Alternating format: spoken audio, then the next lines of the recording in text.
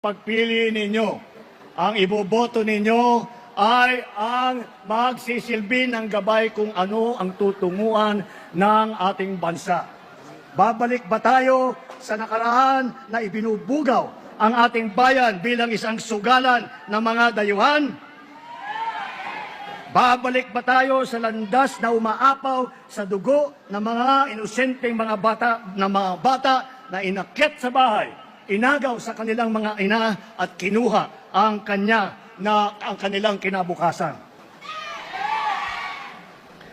Alam niyo po, dalawa po ang pagpipilian na ngayon natin. Mamimili ba tayo na babalik tayo sa panahon ng lagim o tayo ba ay tutungo patuloy sa ating kinabukasan na maliwanag, na mapayapa at maganda para sa lahat ng Pilipino? Hindi po namimili kung sinong uunahin, hindi po namimili kung sinong sikat, kung sinong mayaman, basta't Pilipino, tinutulungan ang Pilipino. Yan po ang panindigan po ng alyansa